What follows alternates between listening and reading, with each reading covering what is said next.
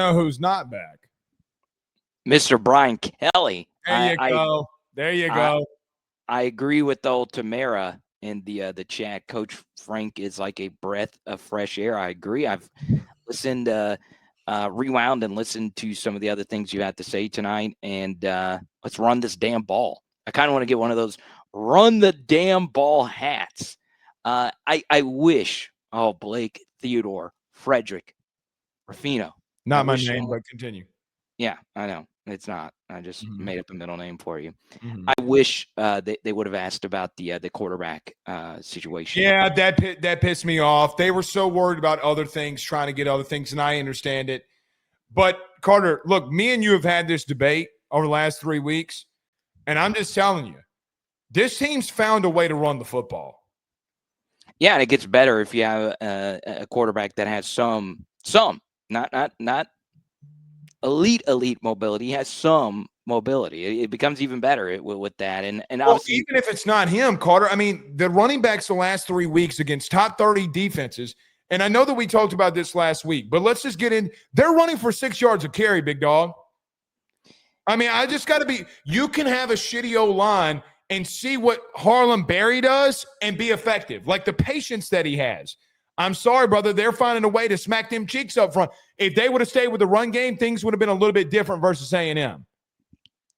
The Harlem Berry touchdown run made you – he looked like Clyde Edwards-Helaire in the same jersey number. What?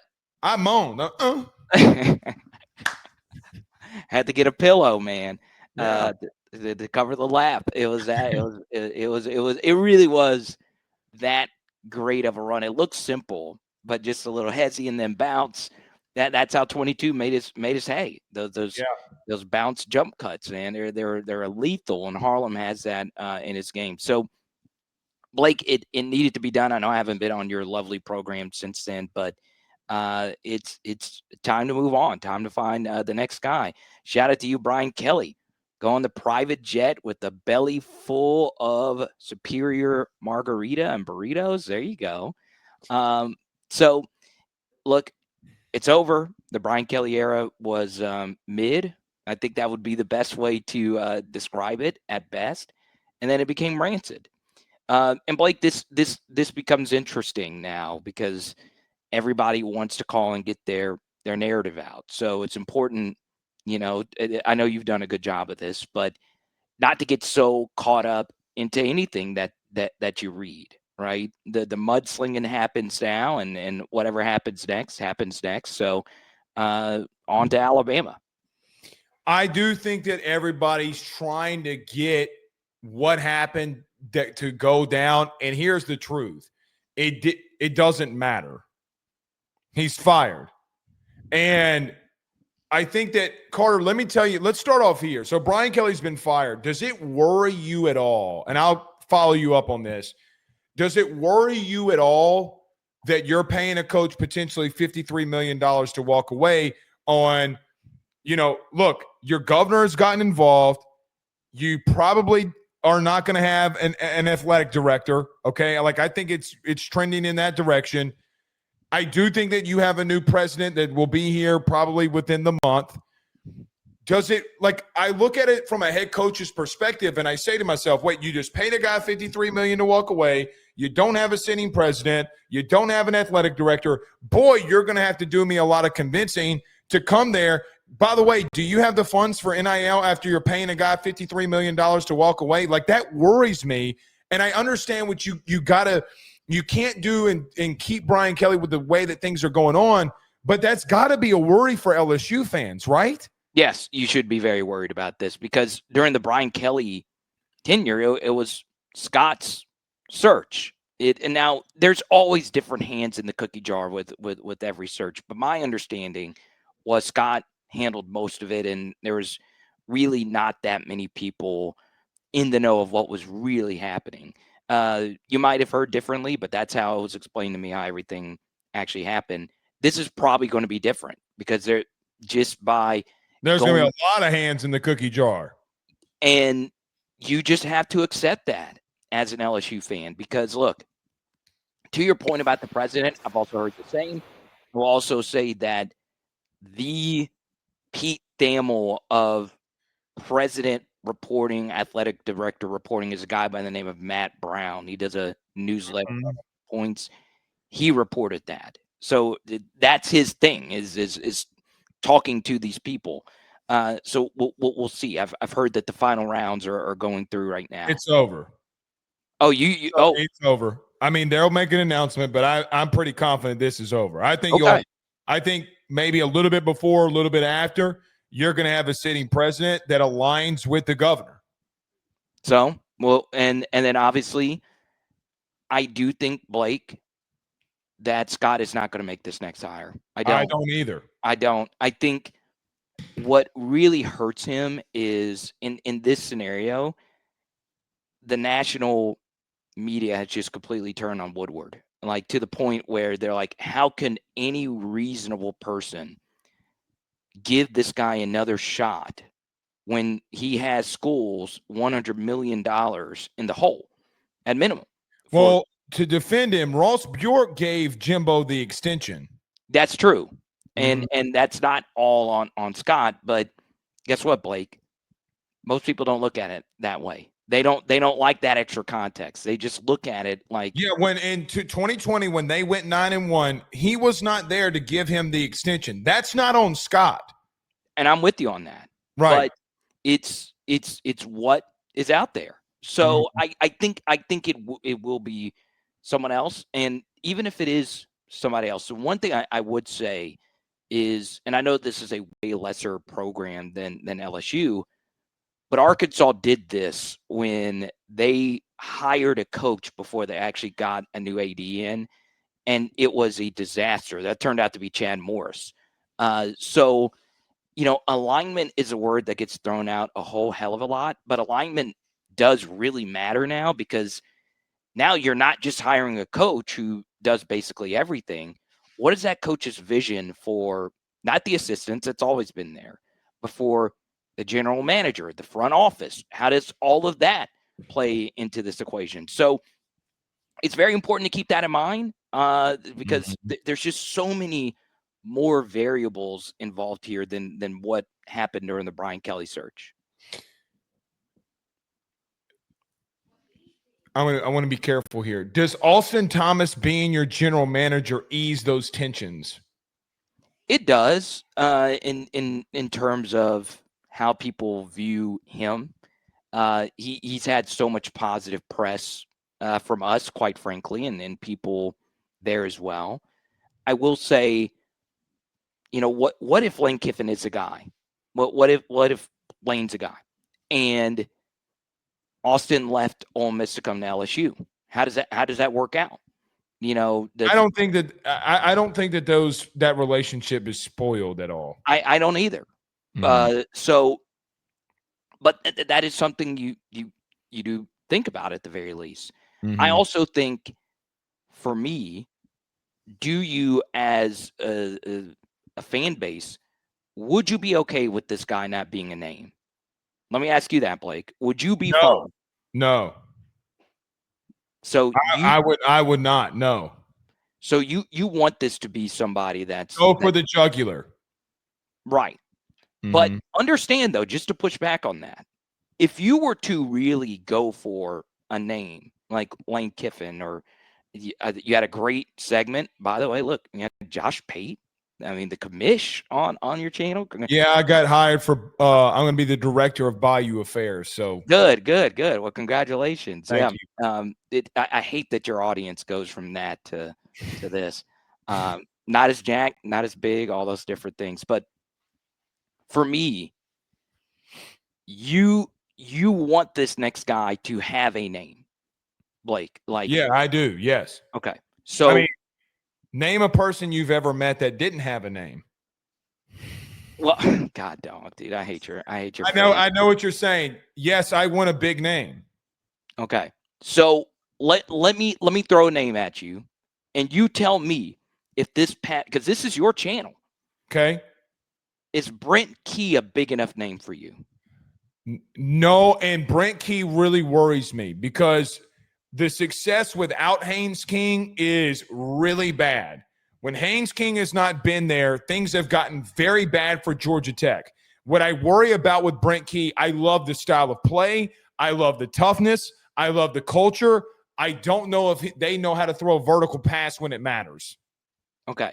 So every coach so it's the Brent Key line, because that would be, I think, a name. It's not a big name per se. I wouldn't hate Brent Key at all. Right. I would not hate that hire at all. I know we're going to be tough. It fits what people think of LSU, the toughness. Bro, this shit's gonna get tough. I mean, it gives a great vibe. How much Georgia Tech football is people on this channel that's watching right now really watched?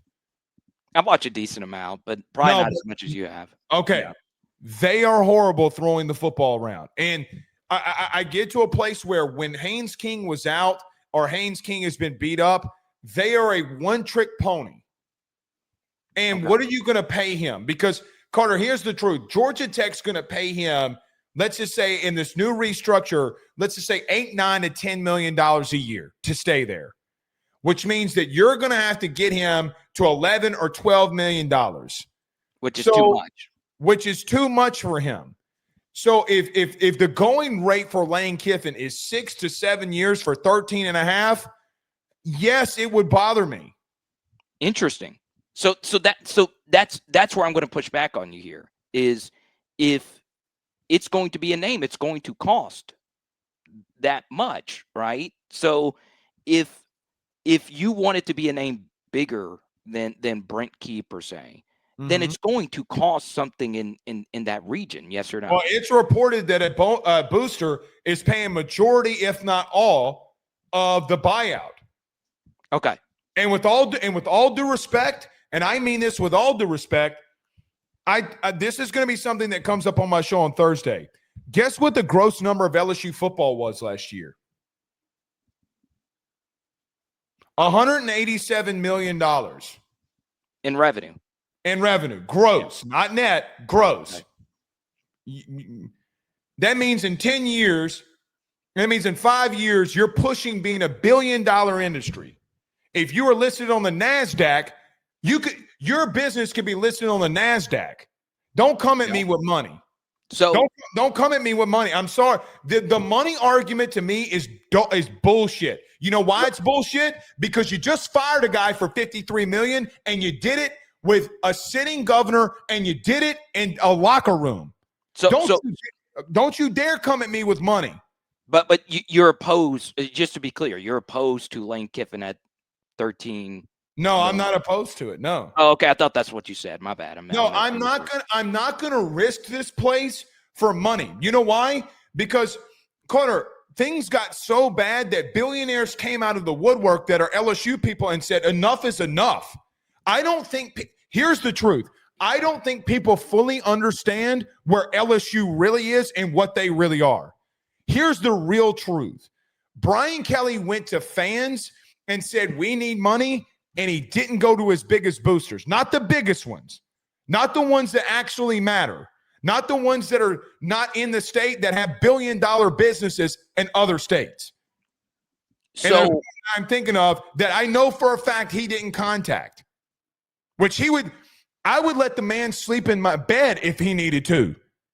Yeah. I mean, look, Blake, you know how much I adore Lane Kiffin. Yes. He ended up being the number 2 guy in my last search. And, it would be dishonest to your audience, my audience, that since then, and this was pre-2022 with all the things that he's done since then, which is crazy, it would be dishonest if I wouldn't be excited for that hire, knowing that he was my number 2 guy last time, and he has far exceeded any expectations I thought he could have done at Ole Miss, which then lends itself to, would you be okay with him agreeing to the job, but, he would want to finish out what he would need to finish out at Ole Miss? You know why?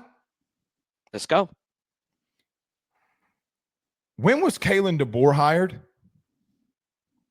Oh, late.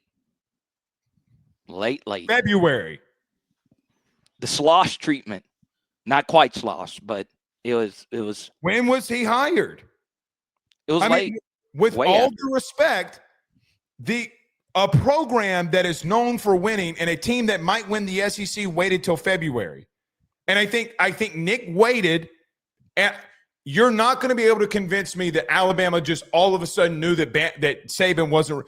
I do not believe the story that Nick Saban woke up one day and said, I want to retire. Are you kidding me?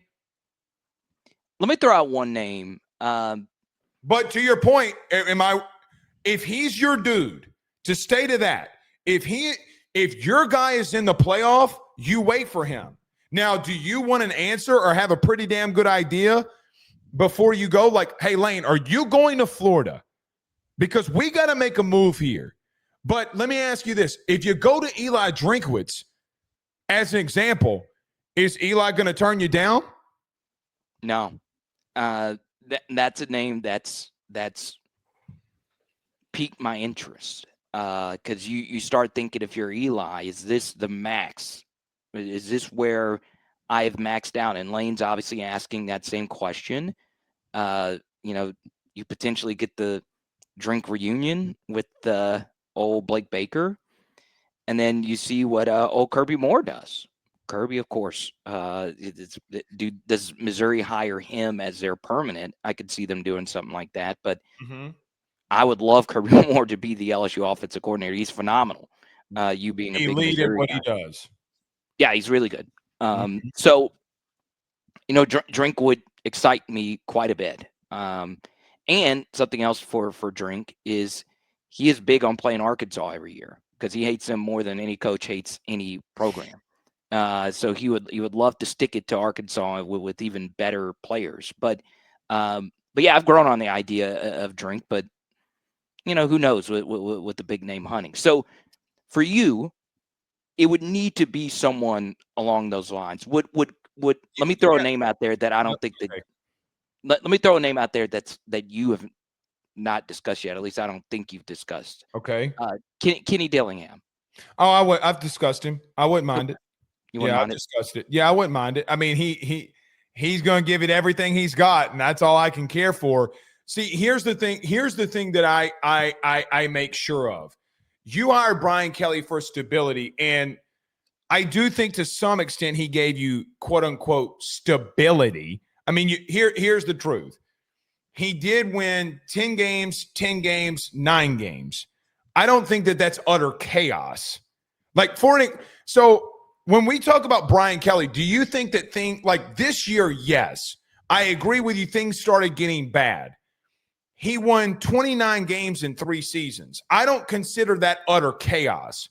But I think that we're in a place, too, where you look at this, Carter, I'm overpaying for stability. Yeah. There's no way that you can convince me that Lane, who's done it at Ole Miss, can't do it here. It's a proven track record.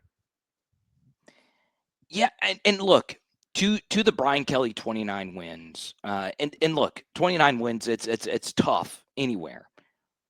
But where I would push back is when you peel back the layers of the onion, you have 3 home playoff losses, or I say home playoff, 3 home blowout losses. Which is that chaos? Yeah, I don't like getting blown out at home. No. Not liking something and outright Ed Orgeron having big boob, blonde-haired women. Oh well, yeah. Yes. As far as behind the scenes, yeah, it's not to that, right? Which is why this revisionist Orgeron shouldn't have been fired. History is just crazy to me at this point. I'm not even entertaining those Rudy Poos. Dude, you got to give him the lemon. No, I'm not giving him the light of day. Get out of my face. Well, I would also say, though, versus ranked opponents, you bring up ranked opponents pretty often. Brian Kelly 5-11, but when you go a little bit deeper, he was 5-11 against the spread as well. And that is by far the worst in the SEC, by far. So it's not just that he lost the games. He didn't perform. But I get to a point where people are saying, look, there's a lot of chaos. You're right. Right now, there seems to be a lot of chaos outside of what's going on. At the same time, it's not Ed chaos in that regard. No, I would Well, I would let me definitely ask say you the that, question, but because you came on my show and started asking me questions. Let me ask you a question. Are you it? I don't. Here's the truth. I know you well enough. If you're sitting across the table from Lane Kiffin and he says, "I want a 7-year, $13.5 million a year deal," I know you well enough. You're gonna do it. yes, I'm in Okay. on it. So then let's stop with the money thing. No, yeah, no, I'm for it. I'm for it. Kenny Dillingham, I think, would be good because he's constantly raising funds for Arizona State. Like he did a booster event 2 weeks ago and tweeted it on social media like, "Hey man, I need y'all's help." And like 1,000 people showed up at like $25 a plate dinner. And Kenny fixes and this is a for sure thing. I don't know Kenny well. I don't know. He will do some anything. boneheaded shit now. Yeah, I mean, if you want to win a press conference, you go hire Kenny Dillingham, right? You can also Yeah, but have he's done some boneheaded stuff. He almost lost a playoff spot because of some boneheaded decision making. what the Hail Mary game or whatever it The was. Hail Mary, the fake punt, the running in the back of the end zone for 70 yards, and then they called an illegal procedure on it. I mean, all this kind of stuff. Well, an Arizona transfer has done well here before. I'll put it like that. Arizona State. Yeah, Arizona State, excuse me. But I just like Kenny a lot. It could just be I that we're wouldn't the mind same. him, but I'm going to make 3 other people tell me no before I go to Kenny Dillingham. So I saw the Ruffino and Joe graphic. You're Lane Kiffin and Dan Lanning on a different tier than everybody right now. Our social media team did that. That was not necessarily how I ranked it. Okay. So just to give you an idea of the 3 places I would go, I am calling Nick Saban, and at minimum, I'm giving him $1 million to help me with this search. Bottom line. Bottom line. And then when he says, "Yeah, I'll do that," and be like, "Well, hey, what do you think about coming back and taking the job over?" And if he says, "I'll do it 4 years, $60 million," I'll be like, "Where do you want me to meet you?" That's number 1. Number 2, by the way, I'm putting a contract in the deal that LSU has got to fund him with $25 million of NIL. That's number 1. Number 2, I'm going Lane Kiffin. I'm making Lane Kiffin tell me no at least 1,000 times. I am Steve Urkel, and he is Steve. He's Laura. Okay. Okay, you got me? I am Steve Urkel. He is Laura. And number 3, I want to see this buyout that Dan Lanning and everybody keeps telling me about. Oh, Dan. People in Baton Rouge love cigars, man. And it fit right in. And here's the truth. He will not take no for an answer in recruiting. Yeah, and I think Lanning is interested in getting back to the SEC. I do think so. He is a Southern boy along with his wife. So she's not a boy, but you get what I'm saying. She's yeah. I mean, come on. I don't think that that would be an interesting take. But so let me give you one more name. Okay. I'm interviewing you instead of the other way around. But it's fun. It's fun when it's conversational like this. It is. The Jon Sumrall hive is there. Okay. So what's interesting about Sumrall? I love him. Yeah. So what makes him a little bit different is he is a defensive guy. Out of all these names we mentioned outside of Nick and Dan, of course, is he's a defensive first guy. So you would need to make sure you always have a good OC. But would you consider Jon Sumrall, of the non-P4 names that we mentioned, would that be your number 1 group of 5 coach that you would be interested in bringing in? I would definitely talk to him. I would want to get to know Alex Golish at USF a little bit more if I went P4. That's number 1. Number 2, because he did. I mean, listen. I want to talk to both of them. Here's an opinion on all of the Jon Sumrall. Opinion of him coming to LSU. I talked about this last night, and it got pushback from people in the media, and they started calling me out. And if you want to go source for source with your 2,000 followers, you go right on ahead. But here's the truth. You have a sitting governor that's basically going to be tied to this hire, whether we like it or not. I have a hard time with people that are in the legislature right now that are Republicans that have got law degrees from Tulane that would be very pissed off if he took Jon Sumrall from Tulane and was a part of the orchestration to bring him to LSU. Well, I've seen pushback. Well, Blake's going somewhere anyway. Okay, that's fine. I don't think a lot of people understand what the politics behind this would be. I don't know if a sitting governor, who, by the way, wants to run for a congressional seat from what I understand, after he is governor, I don't know if he can pull that off and politically survive it. That's number one. Number two, because let me tell you what's going to happen. Here comes a Democrat like John Bel Edwards, and I can't believe we got to talk about this on this show, but it's what's going on. Here comes John Bel Edwards, and he goes to New Orleans and says, look what the governor did to your city. Even if it's a Democrat, he can't do it. He can't do Carter, how long have you known me? What? I would guess. Coming up on like 6 years, correct? That's aging me now. But yeah, okay. Yeah. You knew my previous employer and where I was at every day. Listen, yeah, I won't say who, but you would say know. You would know. Yeah. I lived that world for over a decade. I am telling you that those conversations are happening. There are people asking him not to do this. Regardless if he goes to Auburn when that job opens or not, they have asked him repeatedly not to do this. So regardless of what you want to say on it, I would love for him to be the head coach of LSU. Love it. You're going to have to get through some of this politics, and he's going to have to say, I don't care. This man's going to LSU. Be on the lookout for Sumrall at Arkansas as well. I mean, he's going to have so much interest. He's from Alabama, 22 miles away from Auburn. Do you think that that's Auburn's first choice? I do.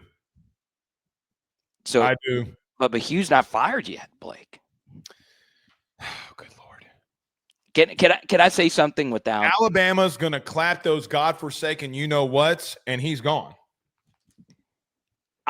This is a complete side note, absent of everything, but it does suck this year in the SEC that three of the best defenses, well, it was LSU's, but you can't really say that anymore. But man, DJ Durkin, if he is available, what a dog, dude! God bless America. I would, if for some reason Baker gets lost in all of this, he's got to be LSU's next defensive coordinator, man. He's that good, man. Four straight top 20 defenses. Holy snike. Some of the things he did in that Arkansas game. DJ Durkin, LSU head coach. That's what I heard Carter just say. Oh, no. I normally go along with the joke, but no. There's a lot of reasons why I wouldn't do that. But when it comes to being the actual defensive coordinator, he's a beast. Dude, it's insane because I don't do a lot of Auburn film studies on the SEC channel, but I had to because I do an Arkansas one every week, and I was like, dude, this is hieroglyphics. They completely exposed A&M defense. Yes. Like think about what you just witnessed, and well, it's DJ Durkin gave up 17 points to that team that walked up in here and walked you out at the stadium. It's nuts. And not only that, it was their lone offensive play was a defensive play. Yeah, Xavier Atkins picked it off. That one still makes me mad. Xavier Atkins got tackled at the 1 yard line and they scored. Yeah. And so shout out to Debo. He's a friend, but I won't go down that road because I know a lot of people feel sour about that. But there you go, man.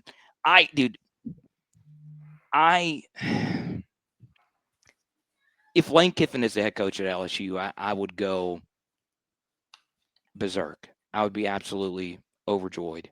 What are your thoughts when people come at you and say, I'm trying to ask you this so we can end this conversation and people will stop bringing it up. When people bring up Kelvin Shepard or Joe Brady. Okay. Go ahead. So, by far the number one name that has been brought up on my channel is Kelvin Shepherd. Like in Mine- the chat. You too? Yep. Yes. And I think there's a few reasons. Number one is that it's always a new flashy thing, right? So he becomes the defensive coordinator of the Lions. They see him on Monday Night Football. Right. And he was a fantastic player. I wasn't close with Shep when we were both at LSU. I interviewed him a gazillion times, and he is an awesome dude. And he would probably be a good head coach, but in the NFL, he's probably going to get a head coaching NFL job pretty soon. And do you really want his first head coaching role to be in college with the LSU Tigers? That would be asking a lot. And the same thing is true with Joe Brady. All right, you're Especially with that Bengals job coming open. Yeah, and what's weird about the Brady thing is when he was at LSU, there was and I didn't ever fully believe he didn't like recruiting stuff because he was here because is there some truth to that? Yeah, but he was here for a year, right? I just don't think he would take a college job when he did come out in a press conference and say, I really don't like this recruiting stuff. Yes, but you also don't know because he never really had like a full cycle, if you will, right? You can't hire either one of them. I'm sorry, you can't. How do either one of them structure a staff? I don't know. Okay. I don't know. How do either one of them recruit? I would say as a coordinator, sure, but not correct. You can't like that. That discussion to me is so asinine because the NFL can do it. That's a whole different beast. But when I look at the stability of this place, I'm not risking it. I don't think you can risk it. Yeah, and then it's not a football thing, though. That's what. No, it's not a football thing. It's everything outside of the field. Which is why you never take the. That's why you never leave the NFL when you have a coordinator job. Exactly. So why would I want to come to college and deal with NIL and recruiting? Why? It is strange though because Kelvin got the job because Aaron Glenn got a head coaching job, right? Mm-hmm. So, I mean, I think he's enjoying being a coordinator for the Lions. Like, I think also if he were to come to the college level, there's still going to be a piece of him that says, man, I left a contender. I left a team that is going to be in the Super Bowl hunt, not only this year, but the next year. And what happens if they do get to a Super Bowl? God bless it. I don't think they will. But what happens if he's playing in February? I mean, I don't know.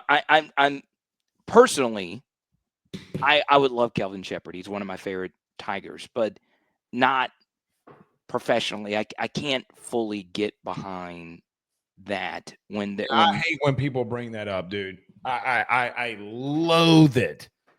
It drives me nuts. Cause I'm not trying to be mean to the people that's saying that, but like, can we think logically? Yeah, and then it puts him in a bad spot too. Right, but it's an unlogical thing. Like it can't have him, Joe Brady. I can't go there. All right. What'd you think of Frank Wilson today? Thought it was great. Like I mentioned earlier, I wish there was a question about Garrett. I do. Can we go there for just a second? Yeah, go for it. Yeah. Do you think that he's going to get benched now that Sloan and BK aren't here to protect him? Do you think that this is an option? Yeah, I think it's definitely one. I know that there's all these discussions about how much Garrett has been hurt and all of that, and you and I had an hour-long conversation last night at like midnight about this. I personally, after watching the A&M game, and am just ready to see something. Look, I will tell you that it was frustrating. Okay, not only for because I do my own film study and all that, but when Garrett on that QB draw, I understand Weston got his ass demolished on that play, and he got beat so badly on that play, it probably spooked Garrett. But never in a gazillion years should he have bounced it. Do you bounce that? Mm-hmm. Dude, out of any Garrett, even more than the INTs, I swear, even more than the INTs, you have got to get big and bounce that, up the middle. Mm-hmm. I can tell you that it frustrated quite a few people that was just not rammed up in there.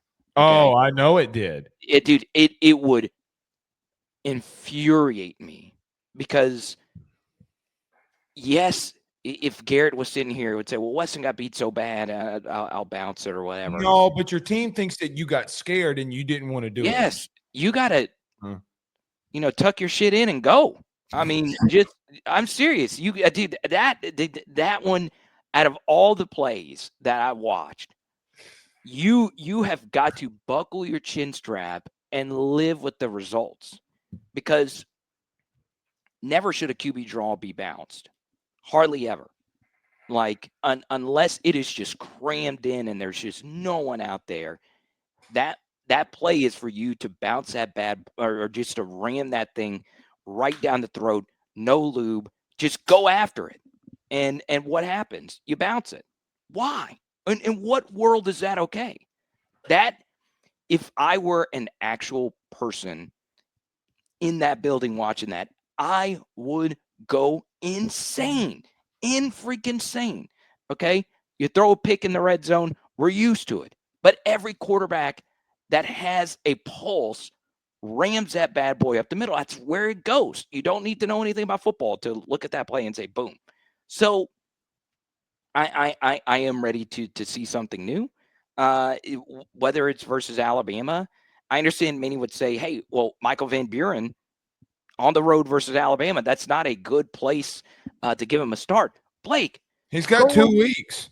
And then go look at the games he played last year. Like, go look. Every game was like one of his first games was on the road versus Texas, a better defense than Alabama's defense.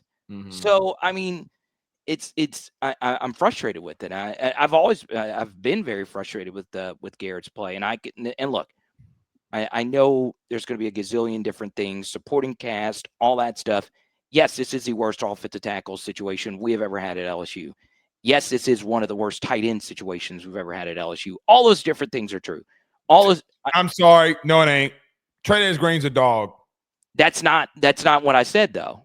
He's a tight end in name only. And as a receiver, yes. But as a blocker, the tight end situation has been tough. Well, then don't put. I got a solution.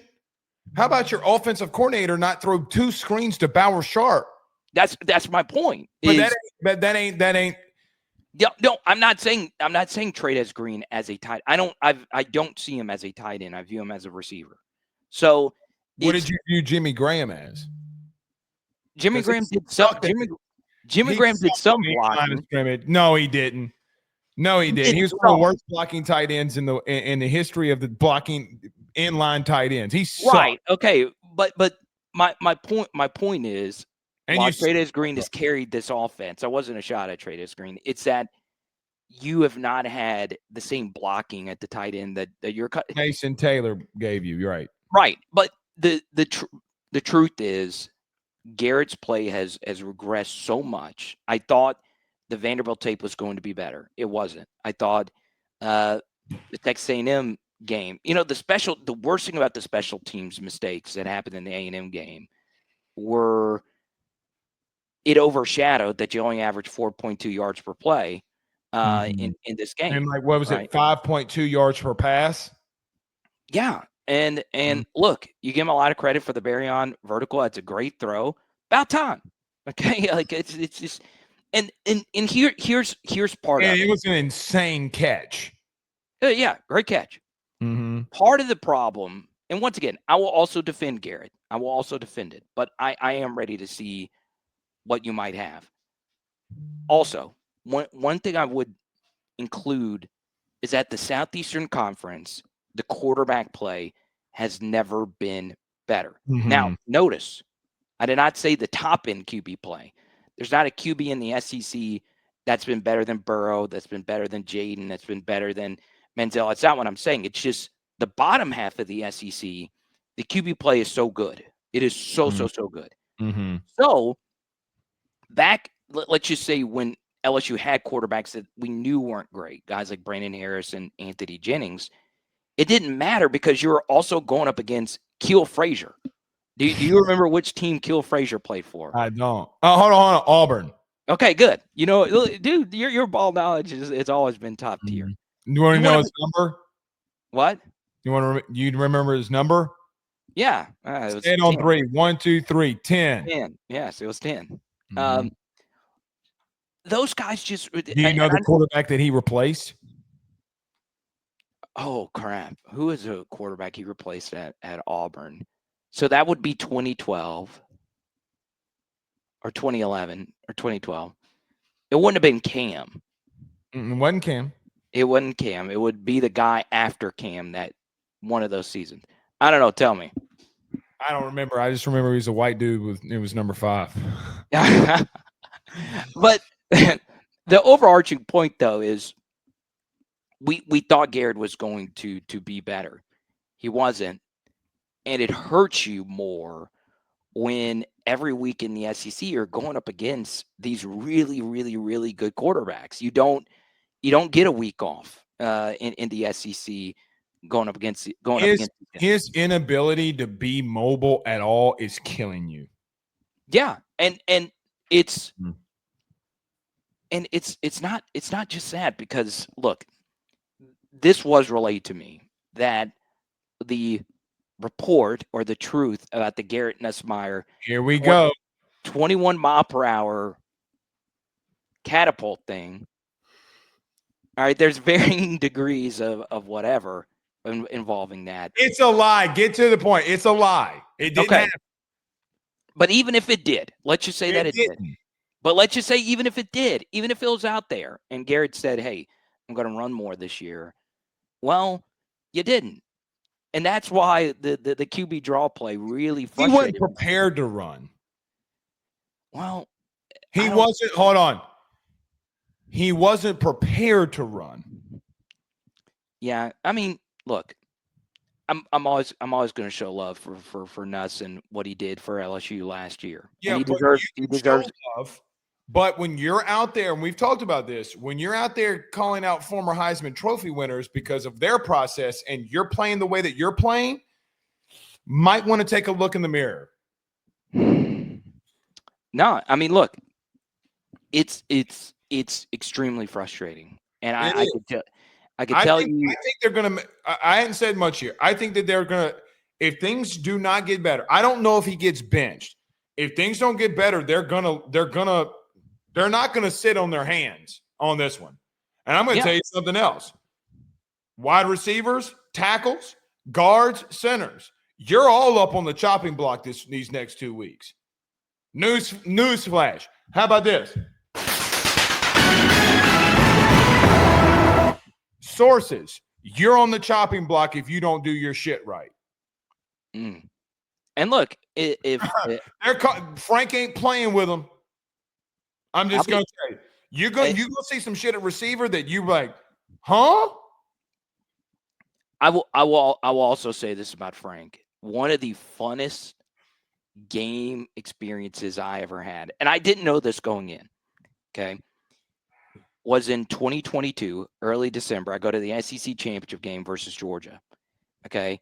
Got a good opportunity to go to this game because I didn't have SEC championship money, and I still don't. And I got to sit next to Frank's family at the game. I did not know that. Quad? Quad was on the dressed field. out, but shout out to that outstanding group of people. His wife, everyone there. They were so hilarious. I got too energetic during that game, but they said that they liked the energy. So to Frank's family, I meant to do this on my channel earlier. I'm happy for you. Yeah, I'm happy for Frank. The Frank day ones. I know Frank's getting a lot of credit, and look, he deserves it. But Frank's family, if you're watching this, just know I'm sorry for standing up the entire game and yelling a bunch, but they said they liked it. Last question, and I gotta get a lot of these super chats. I gotta get you out of here. If he wins out, do they look at him? Yeah, I think it'd be a disservice to him doing that, because he would do it as an underdog twice on the road. Then it gets into money. That's money saved on what, like, how much more is Frank going to want to be the head coach of? And that's a question that he would have to answer. Because and I love Frank, but I get to a place where if it comes down to Frank and Lane Kiffin, you might have to make a hard decision. Oh, that's an easy one for me. And if it was down to those two things, where it was you're paying Frank a third maybe of what you would be paying Kiffin yearly, somewhere around a third, a half, or whatever, I'm still going the Kiffin route. That's where I'd be. But even if Frank went undefeated, that's how high I am on Lane. I agree. But all right, go ahead. But that's also not. It's not really not a shot. Yeah, right. It's one of those things where personally, I think most LSU fans, and more importantly, most LSU players that have played, they would sign off on it. Take $1 million from me out of my NFL check. I'm all for it. But yeah, we also need to be rational here. Thank you, Blake. Appreciate you. Cheers. Carter the